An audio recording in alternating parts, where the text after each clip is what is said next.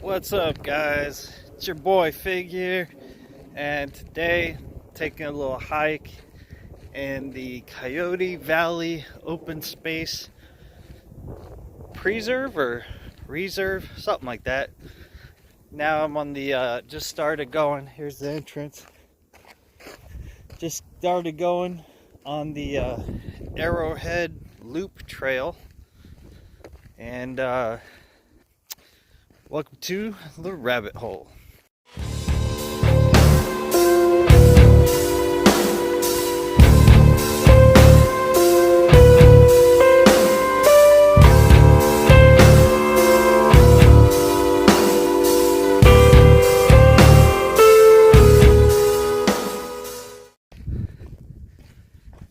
All right. How you doing? Is that you, Mark? No, Mark. no. Have a good day, though.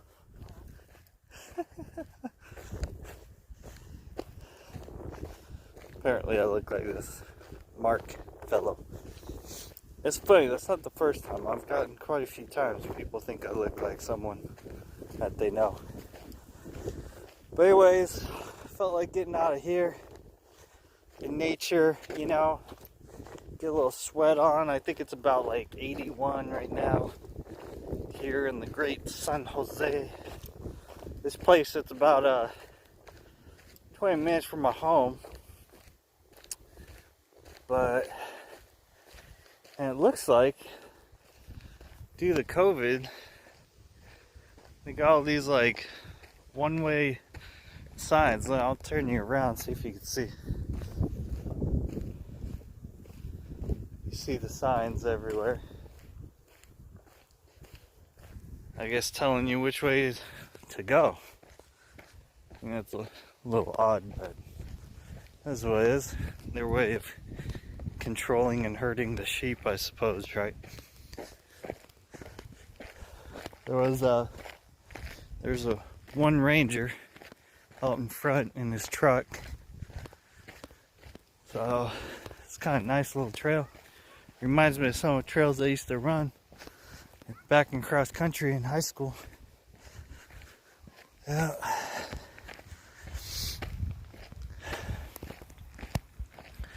So I don't know.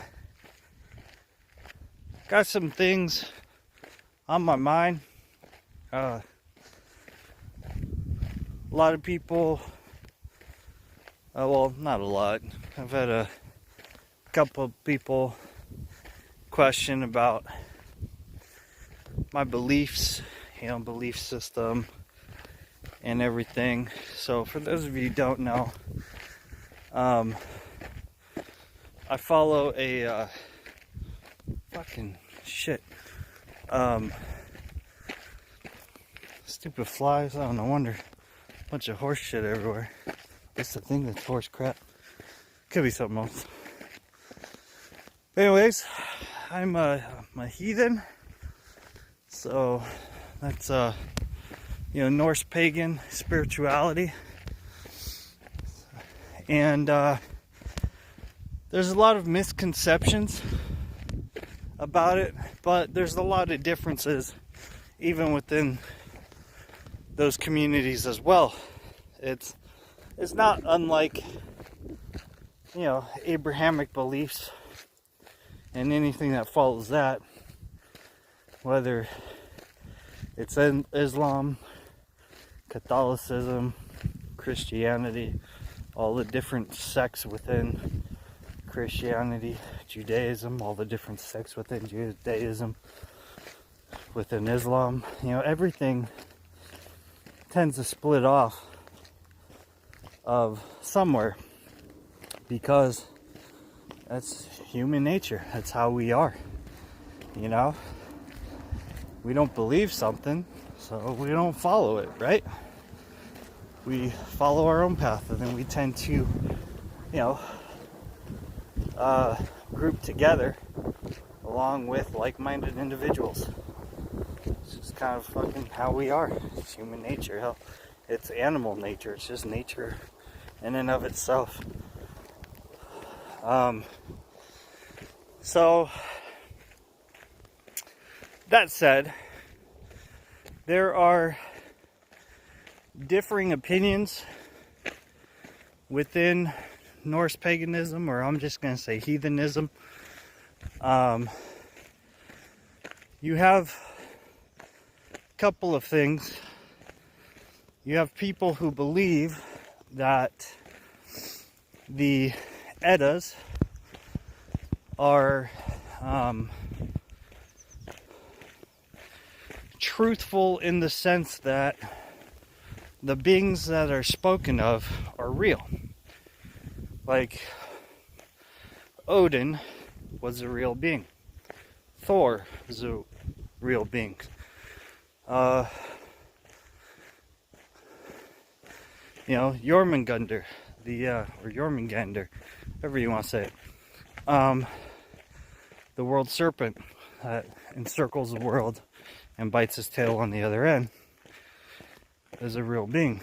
So there are people who believe in it that way. There are others who believe that some of it is real beings and some maybe not so much. Maybe some more conceptual or more of an idea. Then there are others similar to myself who think that they probably weren't real beings, but that the majority of it is in fact conceptual, things to explain nature. Paganism is it's a spirituality of nature, in my opinion, and hence, satisfying land spirits, and different things. That's why you sacrifice, and do things, So, God, I'm fat, man. I'm getting out of breath, but this is good. Good exercise. Talking and walking like this is good. Me and my buddy Moose, or Manuel, back in the days, back in cross country, we'd be out running the trails together, and we just talked the whole way, Imagine talking for 6 miles at about, 45 minute for 6 mile pace. And we're talking back and forth to each other. Seriously strengthens the lungs. Anyways, it's so freaking beautiful out here. Let's look around real quick.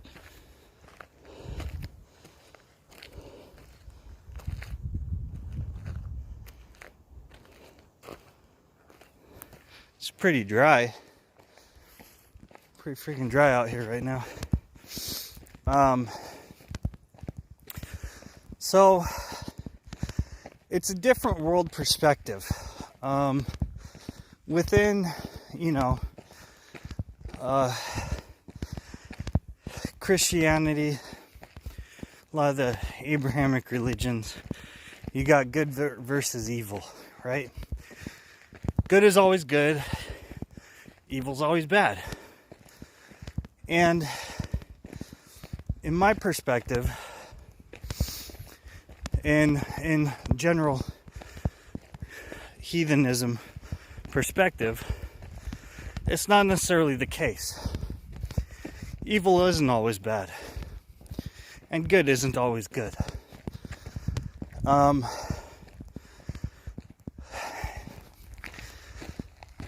It's more of a view along the lines of order and chaos, and rather than good versus evil, or even good and evil. It's order and chaos, and there's a balance between order and chaos. Chaos, in my opinion, from my studies and reasoning is those forces that are what people would consider evil. So they're destructive forces, and they're forces that, tear down or do things as what society would normally consider as bad. Whereas order are the forces that bring things together, that build in what people are generally considering good. Whew, it's hot. It is hot. And we're just starting. Holy crap. So, what are some examples that I can give? I guess something that really sums it up to me is the story of Tyr and Fenrir. So, Tyr, the Norse god of war and of justice, of self-sacrifice for the good of others, of conflict resolution, things like that. So the other gods recognize that Fenrir, the great wolf, one of Loki's kids, was a danger to not just the gods, but to all creation. And that he needed to be stopped. But it was said that nothing can chain him, that no chain can ever hold him. So they tried a couple of chains, each heavier than the other. After trying these chains, and the only way they were able to get them on him is to deceive him, to lie to him, right? That's evil. Lying is evil. But they lied to him and acted like it was a game. That they're like, oh, don't worry, these chains can't hold you. We all know that. Everyone knows nothing can hold you back, right? And so he goes along with it. Until the third chain. Now, the third chain was made out of things that don't exist. So it was made out of the breath of a fish. It was made out of the sound of a cat's footstep. I don't remember what else it was made out of offhand, but these things. And it was said to be thin, like silk. Kind of like what do you call it? Gossamer, like a butterfly's wing. Something super thin. So they put it on him, but he wouldn't allow it to be put on him without some collateral. Because at that point, he sensed some trickery. So Fenrir is like, nah, you gotta give me something, and then I'll let you put it on. So Tyr decided that he would put his right hand, which is a sword fighting hand, right? He's the god of war, so we're talking livelihood here.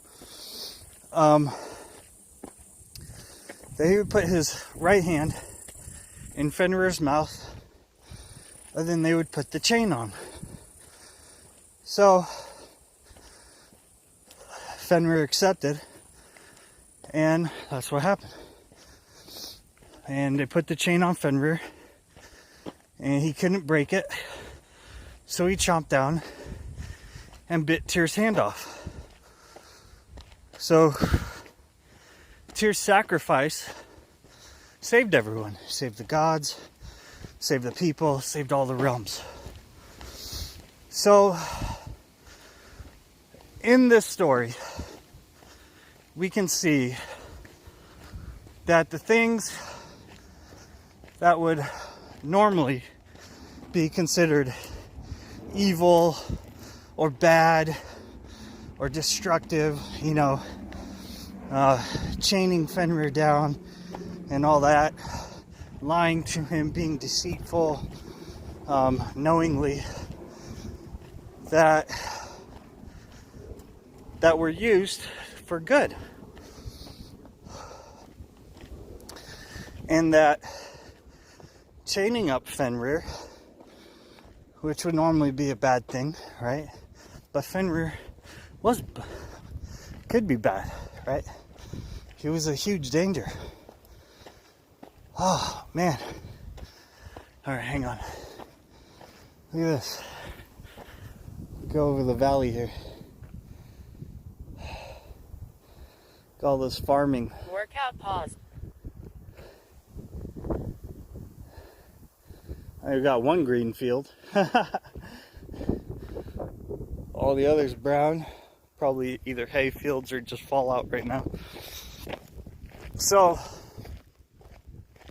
Workout. and I think if you take an objective look at life, I think most people, like I said, get your feelings out of the way, get your emotions out of the way, and just take an objective look at life, at the different things that we experience. That you'll see that rather than good versus evil, it's really more order and chaos. Light and dark. Light cannot be without the dark. Dark cannot be without the light. Right? So there's a balance in life. There's a balance in nature. And when those two forces come together,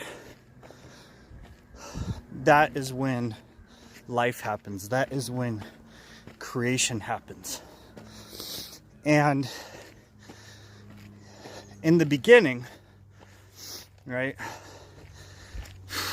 Stupid flies. Trying to get my sweet sweat. Anyways, in the beginning, there was Ganunga Gap. Darkness, endless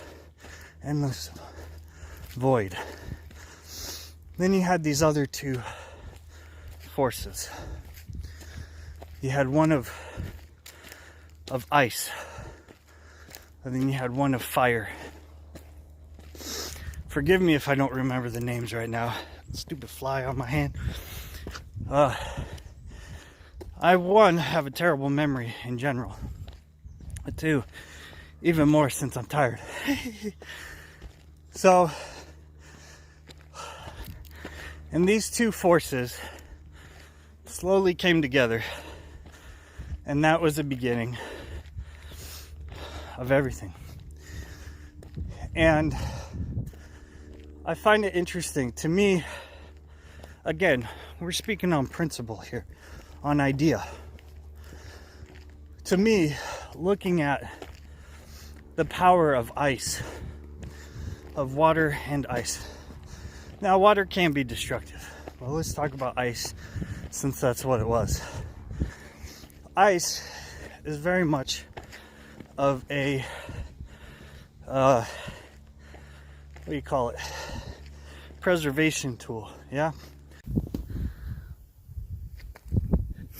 Alright, so the video kind of cut off, but anyways, so with ice, when we want to keep something, right? What do we put it in? We put it in ice. You know, we want to keep our food nice and fresh, put it in nice, fridge, freezer, all that good stuff. Now fire, pretty much just destructive. I mean, unless you're trying to warm yourself, But here's an interesting thought, is that now, when, I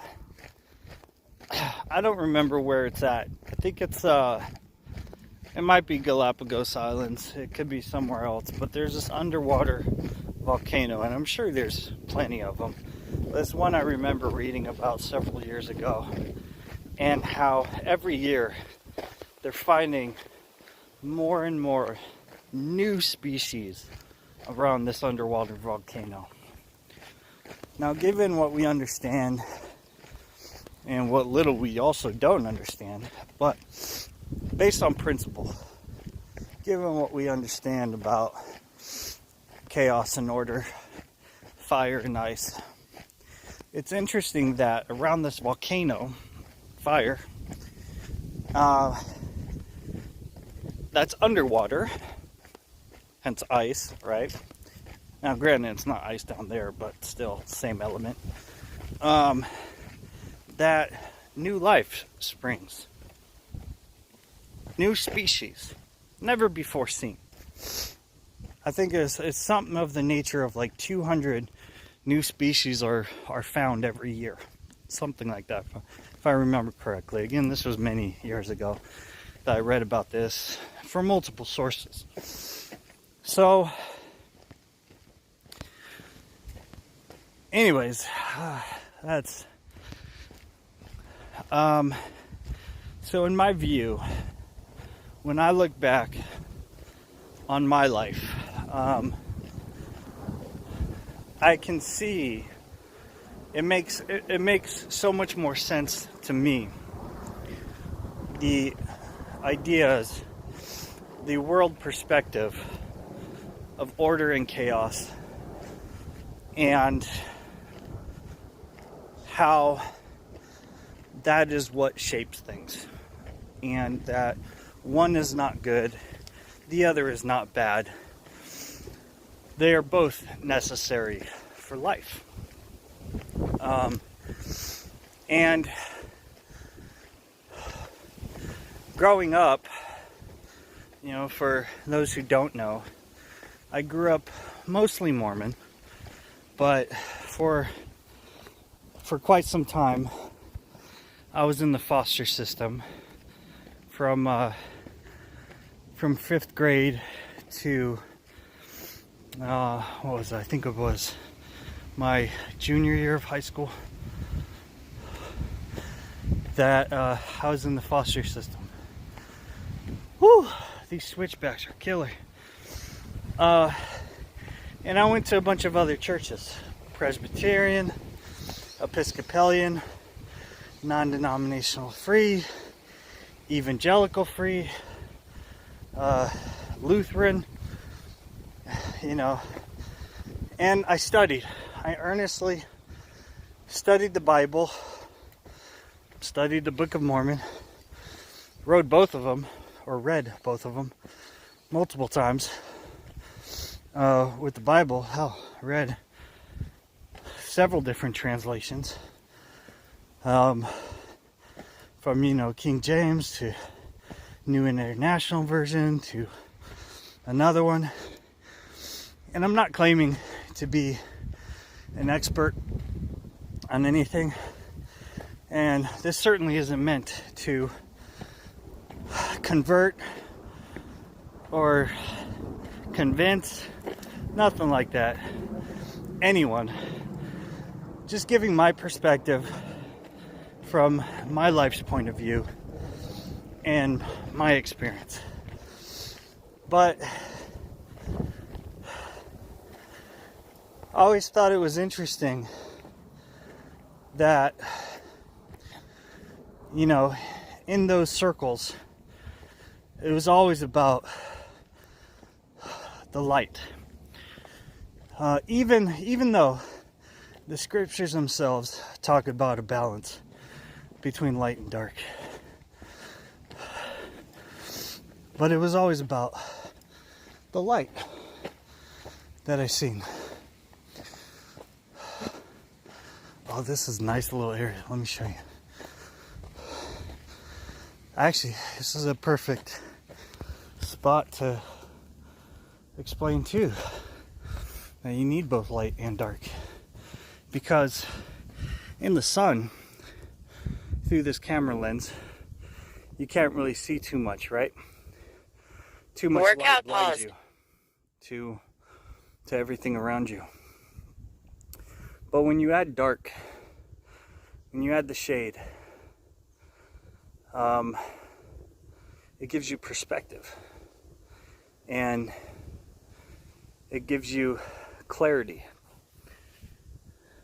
So I don't know how much clarity you'll be able to get right now, but imagine if this place was just flooded with the sun. If all these trees were bare and nothing but sunlight came flooding in, we wouldn't be able to see all the colors here, all the beautiful definition between the branches, between the bark of the tree, the different bark of the different trees, right?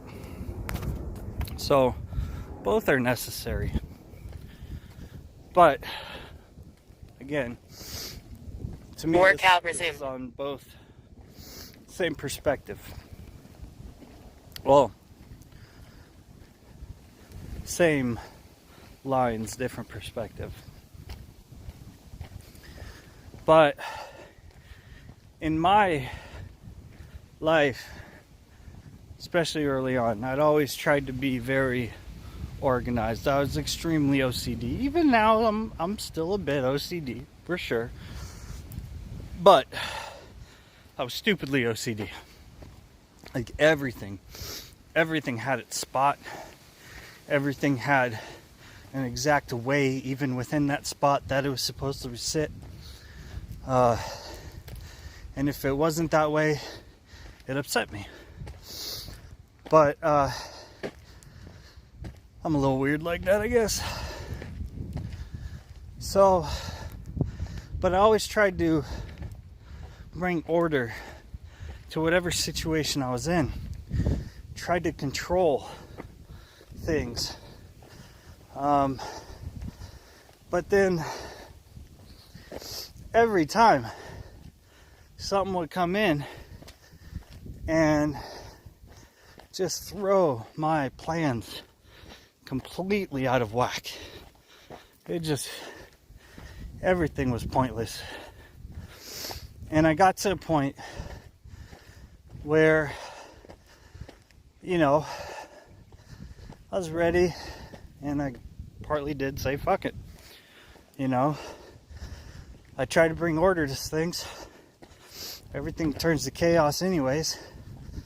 So I'll just give in to the chaos. Blow with the wind. And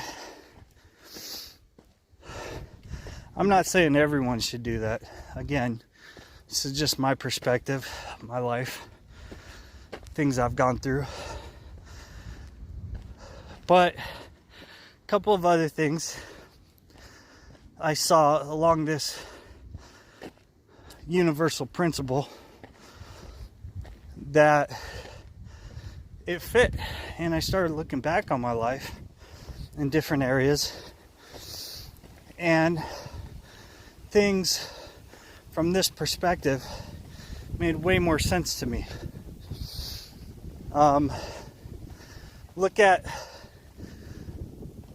So I live in San Jose, in the San Francisco Bay Area, California, right? Traffic here is a fucking nightmare, man. Now, right now, during COVID, it's been pretty good, actually, because most people staying home and shit. But mostly, it's pretty terrible. And the wild thing is we have all these laws, all these rules, different organizations to control the outcome of the streets, to make them safer. You know, we have violations, and you could pay money or go to jail, all kinds of shit, right? But does that actually make our streets safer? In my opinion, from what I've seen, not necessarily. Because we still get accidents. A ton of accidents here in the Bay. The streets are terrible. We pay all these taxes. We pay the most to fix our roads here in California than any other state. And our roads are some of the fucking worst in the country. Make that make sense. So anyways, last December, I was like, you know what, I need to get out of the country for once. Like, I went to Mexico for like a day earlier that year, but I was like, I need to fly out. I need a real vacation. So I went to the Philippines for a week for my birthday. And man, it was fantastic. Drinking a nice beer by the beach, toes in the sand. Kick my feet up on a chair, enjoying the view, the cool breeze. Oh man, some good food. Some real good food. And it was great. But anyways, the traffic there. Now, do they have some laws, some rules? Yeah. They've got some signs, a few signs. But for the most part, it's pretty chaotic. And I even drove there in several different places in different types of vehicles. And it was pretty chaotic. And for me, it was kind of nerve-wracking. But you know what? It flowed. There was order from the chaos. And I didn't see any accidents while I was there. But I guarantee within that span of time, if I was still here, I would have seen many accidents. But I didn't see any when I was there.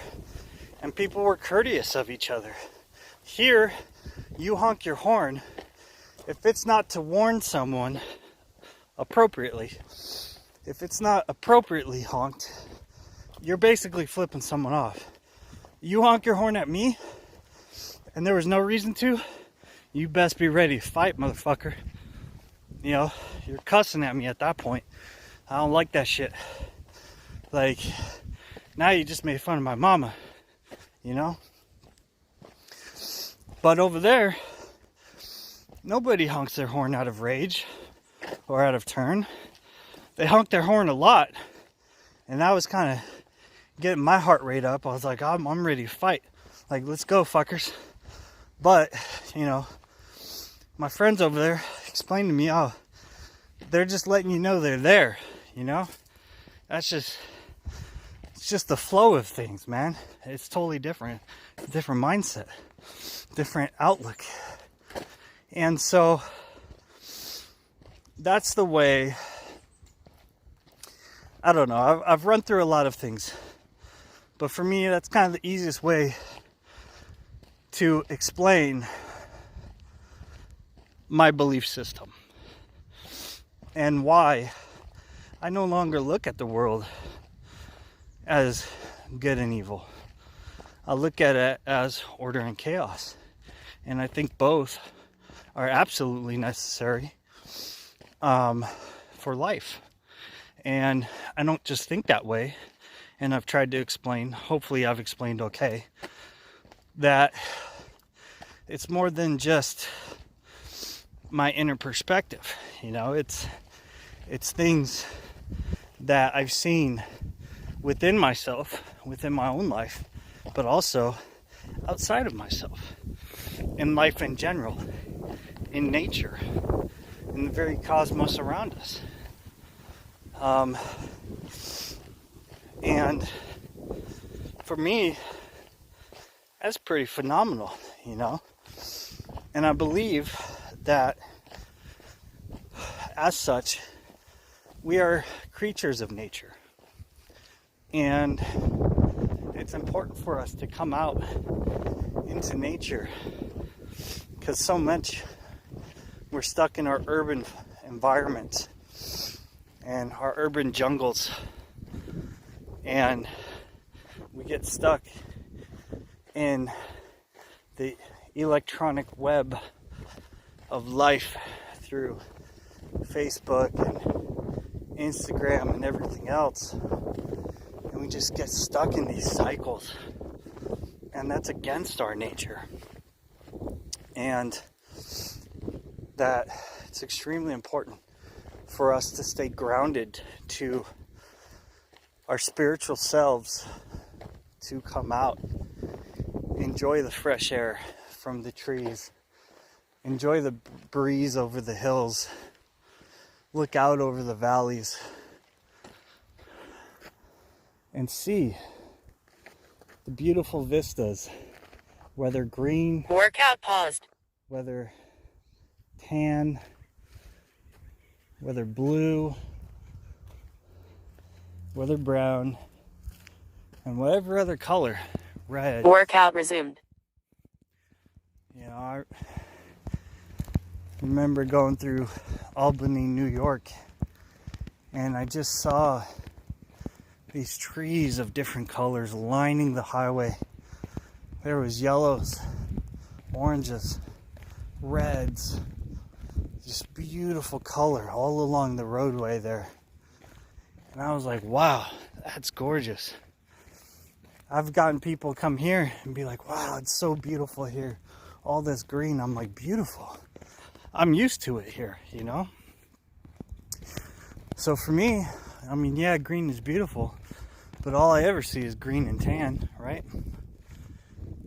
But going outside of my normal and seeing all these other colors in nature, right? This is who we are, guys. We're creatures of nature. We belong to it. It belongs to us. And, you know, we need to take care of our environment. And by doing so, it'll take care of us. You know, this beautiful balance between order and chaos. It's important to keep. It's on us to keep. So that's my idea, guys. It's, you know, very generalized. You know, and not every heathen out there will agree with me on every part of it. But, you know, for me, I embrace the darkness. I embrace the chaos. It's a part of my life now. And so I'm okay, you know? I'm not trying to fight my nature anymore. I am who I am. Let me know what you guys think in the comments below. Make sure you like, share, subscribe, please. Go to the store, get some shirts, get some good nuggies in there. Help us do some good. So help us do some good for homeless veterans, homeless children, and you know, let's keep this balance between order and chaos. Catch you on the flip side.